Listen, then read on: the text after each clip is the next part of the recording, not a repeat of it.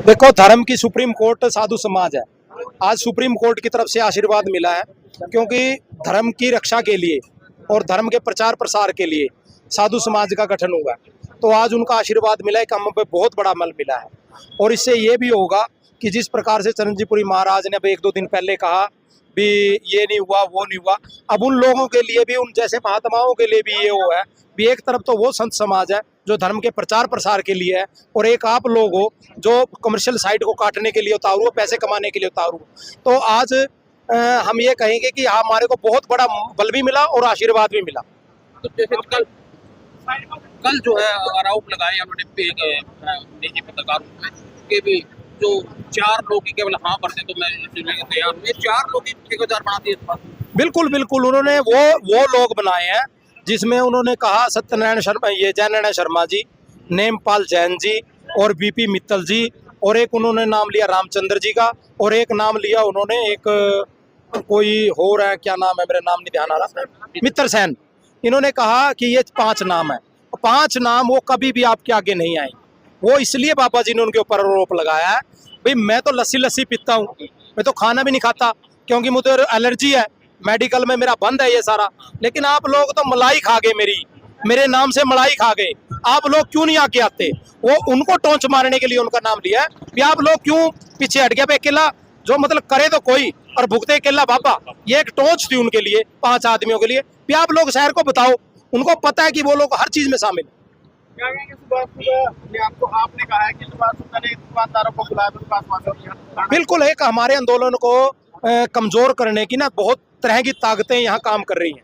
एक दिन तो प्रशासनिक अधिकारी, पुलिस अधिकारी यहाँ आया भी आप लोग डीसी पे जाइए, यहाँ क्यों बैठे हो, ये इनकी प्राइवेट संपत्ति है।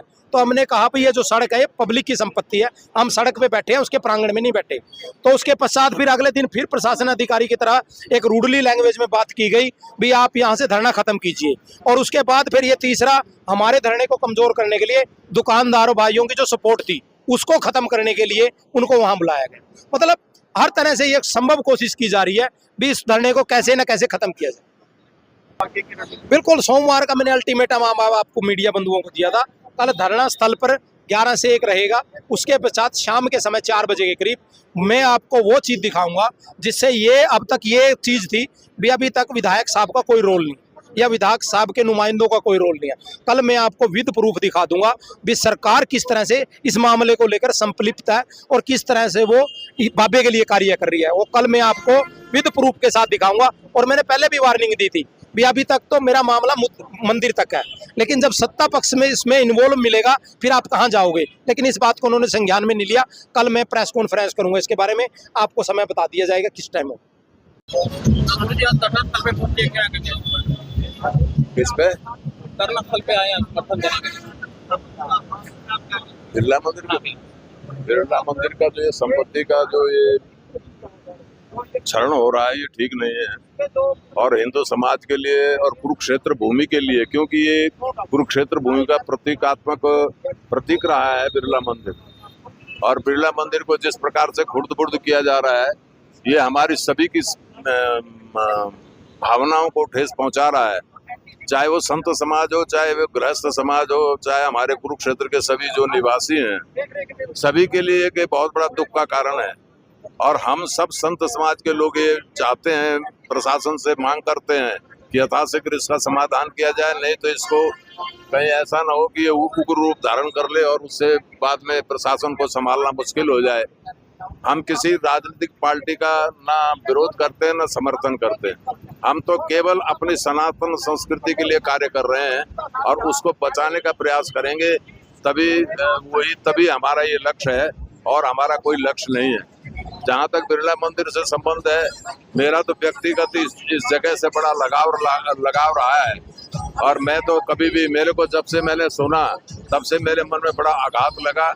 और हम सब यही चाहते हैं, सब संत समाज यही चाहता है कि ये सुरक्षित रहे, संरक्षित रहे, और यहाँ पर जो हमारे सनातन धर्म की जो भावनाएं इससे जुड़ी हैं वो अक्षुण्य रहे, इसी कामना के साथ।